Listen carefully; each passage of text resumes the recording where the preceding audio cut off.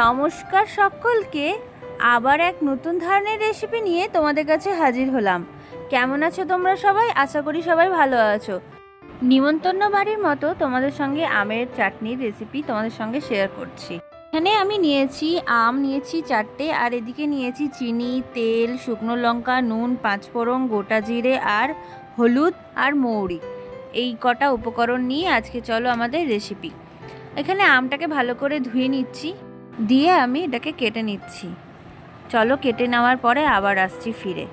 আম কাটা হয়ে গেল আমার, মানে এটাকে কেটে নিলাম আমি, দিয়ে দেখো এবার সমস্ত আমটা আমার কেটে নিয়েছি। এবারে আমি একটা কড়াই চাপিয়েছি, কড়াইয়ের মধ্যে দিয়েছি জল। জলটা ফুটে যাওয়ার পরে আমগুলোকে আমি সেদ্ধ করতে দিয়ে দেব। এখানে সমস্ত আমটা আমি দিয়ে দিয়েছি, দিয়ে পরে এবারে এটাকে ঢাকা দিয়ে একটু জল আর একটু দিয়ে পরে ঢাকা দিয়ে সেদ্ধ করতে দেব। যখন এটা ফুটে যাবে এবারে আমি এর মধ্যে দেব নুন দেব স্বাদ মতো, দিয়ে পরে আরও কিছুক্ষণ ঢাকা দিয়ে রাখবো। দিয়ে পরে দেখো কালারটা পুরো চেঞ্জ হয়ে গেছে, আম এখানে সেদ্ধ হয়ে গেছে। এবার এই জলটা আমি ফেলে দেবো। ততক্ষণ আমি একটা মশলা রেডি করে দিচ্ছি, যেরকম দিচ্ছি জিরে, 5 ফোড়ন, মৌরি, শুকনো লঙ্কা।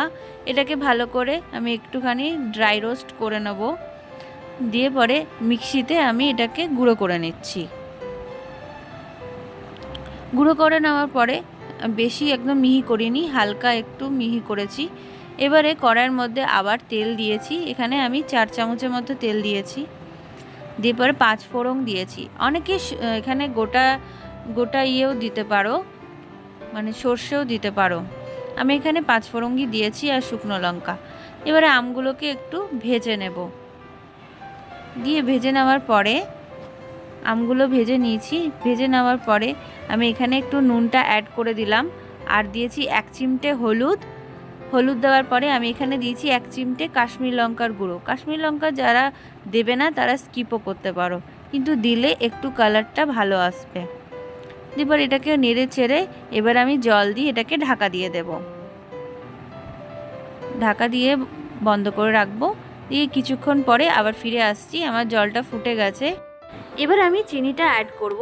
এখানে আমার 150 গ্রামের মতো চিনি আছে। চিনিটা নিজের ইচ্ছে মতো কম বেশি করে নিতে পারো। এবার আমি চিনিটা অ্যাড করে দিয়েছি। ভাজা মশলাটা দিয়ে আমার রেডি হয়ে গেল চাটনি। আর কি কোথা থেকে আমার ভিডিওটা দেখছে একদম জানাতে ভুলো না।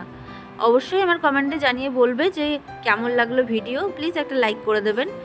আর আবার একটা কোনো ব্লগে দেখা হবে। Thank you so much.